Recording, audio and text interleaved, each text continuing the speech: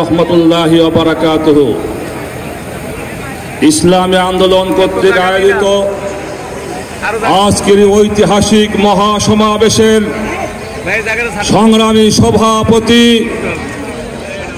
বর্তমানে বাংলাদেশে ইসলামী সমাজের ঐক্যের প্রতীক হযরত মাওলানা মুফতি সৈয়দ রেজাউল করিম পীর সাহেব চরমনাই, উপস্থিত জাতীয় নেতৃবৃন্দ, উপস্থিত সাংবাদিক ভাইয়েরা এবং ইসলামী আন্দোলনের নেতাকর্মী ভাইয়েরা, আমি সর্বপ্রথম আমার দলের আমির আল্লামা মামুনুল হক আপনাকে সালাম দিয়েছেন, সালাম পাঠিয়েছেন।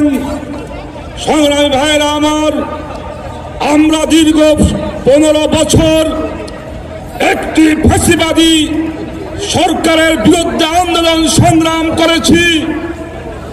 আমরা 2013 সালে শাপলা চত্বরে আমাদের রক্ত বিলীন করে শত শত মানুষ জীবন দিয়েছি। তার এই ধারাবাহিকতায় 2024 সালের জুলাই আগস্টে ছাত্র জনতার বিপ্লবের মাধ্যমে আমাদের সেই আন্দোলনের বিজয় হয়েছে, ফাঁসিবাদ সরকারের পতন হয়েছে। দ্বিতীয় কথা হলো, আজকে বাংলাদেশে অনেক জায়গায় মব জাস্টিস আমরা লক্ষ্য করেছি এবং চাঁদাবাজ দখলবাজ চলছে আমরা লক্ষ্য করছি। পরিষ্কার বলি, ইসলামী আন্দোলন সহ এদেশের সকল ইসলামী দল মব জাস্টিস চাঁদাবাজ দখলবাজকে স্বীকার করে না, আমরা তীব্র নিন্দা করি। কিন্তু এই মব জাস্টিসের ব্যাপারে আমাদের সরকারেরও ব্যর্থতা রয়েছে। কারণ যারা আওয়ামী লীগের দোষর, যারা খুনি শেখ হাসিনার দোষর, তাদেরকে যদি সরকার গ্রেপ্তার করে শাস্তি দিত, তাহলে জনগণকে এভাবে আসামি ধরে আনতে হইত না। এজন্য বর্তমান সরকারকে বলবো, অবিলম্বে শক্ত হাতে মব জাস্টিস দমন করুন, চাঁদাবাজ সন্ত্রাসবাদ দমন করুন এবং খুনি শেখ হাসিনার দোষরদেরকে গ্রেফতার করে আইনের আওতায় সোপর্দ করুন।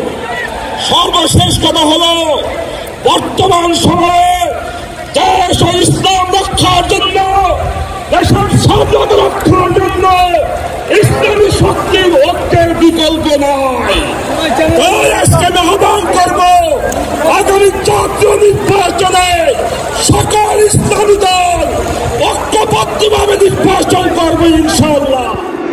ইসলামী আন্দোলন বাংলাদেশের মহাসমাবেশে যে লক্ষ ছাত্র জনতার উপস্থিতি, তারাই ছিল আমাদের জুলাই অভ্যুত্থানের অন্যতম সহযোদ্ধা।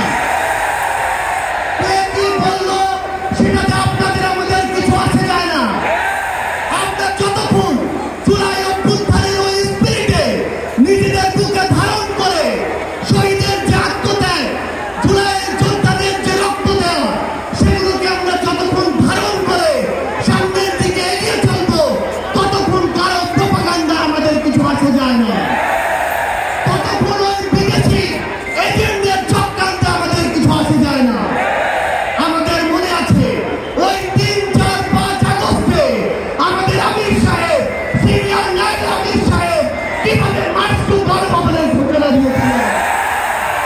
আমরা স্পষ্ট করে আপনাদেরকে একটা কথা বলি, এই 24 পরবর্তী বাংলাদেশে আমরা যারা অভ্যুত্থানের সহযোদ্ধা ছিলাম, আমরা যদি ঐক্যবদ্ধ থাকি, আগামী বাংলাদেশে আর কোনো ফ্যাসিস্ট, কোনো নামে, কোনো ব্যক্তিকে সামনে রেখে